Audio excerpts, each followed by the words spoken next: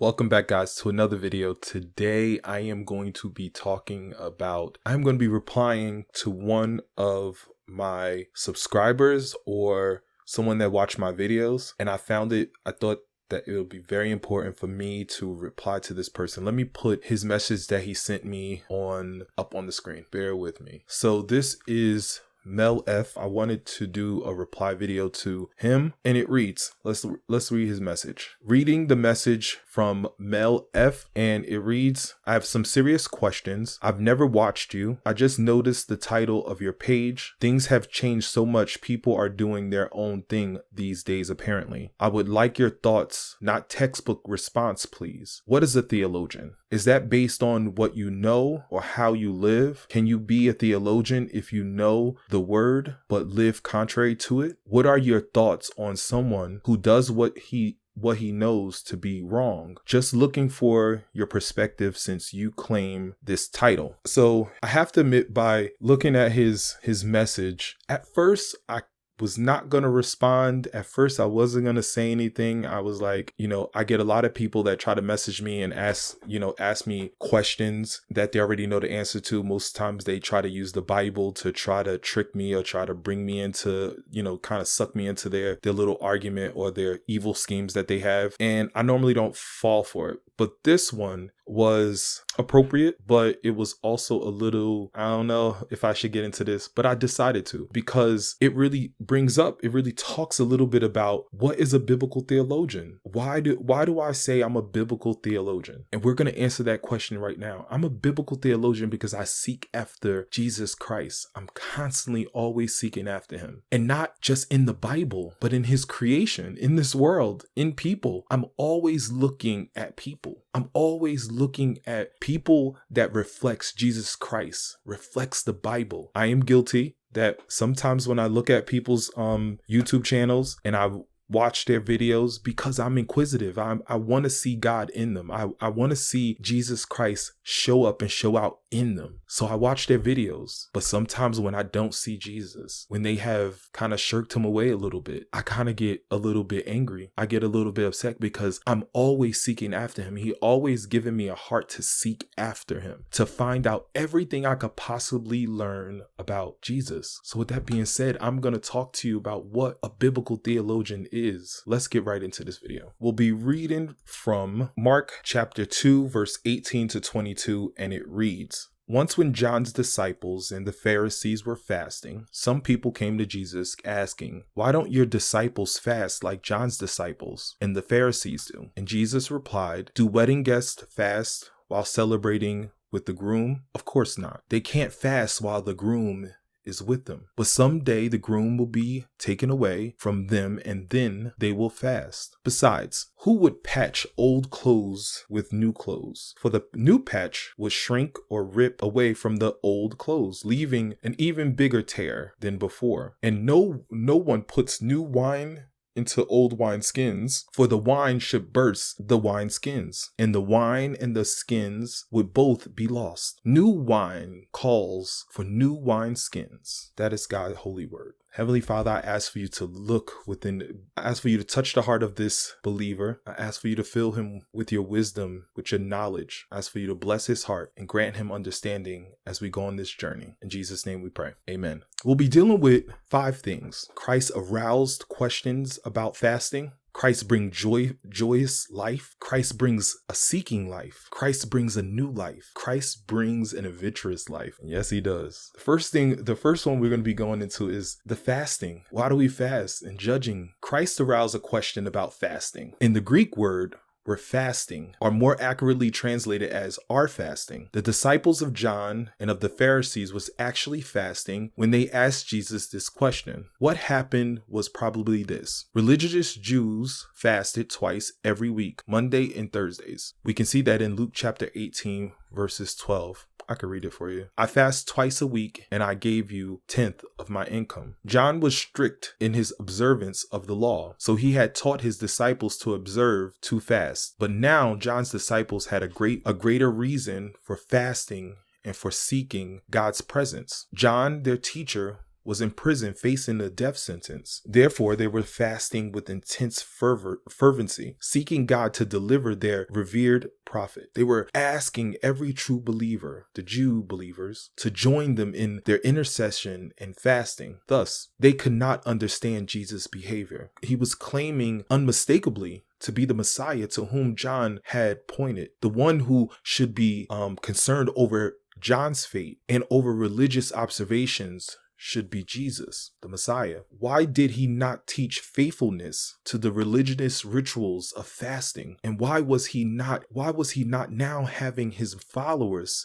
fast and pray for John's release? They just did not understand. They did not understand. How could the true Messiah fail to teach faithfulness to religion? How could the true Messiah not fast and intercede for God's prophet, in particular when the prophet had meant so much to the Messiah's own ministry? The question of Jesus' messiahship laid at the very root of this question. John's disciples knew that the Pharisees had also been asking how Jesus could break the ritual of religion and be the true Messiah. So they approached the Pharisees about joining them in asking Jesus the question. The two groups standing together before Jesus formed an unusual alliance. Remembering John had preached against the Pharisees and their hypocrisy. So now you had John's disciples and the Pharisees created this alliance that John spoke against them, went out against them. John had preached against the Pharisees and their hypocrisy, dooming them to the most horrible fate if they did not repent. But let me say this. A believer should not judge other believers for not keeping religious rituals. Censoring or condemning others are uncalled for. Religious rituals are not the standard by which believers are to be judged. Neither are believers the judge of other believers. Christ alone is the judge. And also let me say this. Jesus does not teach fasting, but there is a right and wrong way to fast.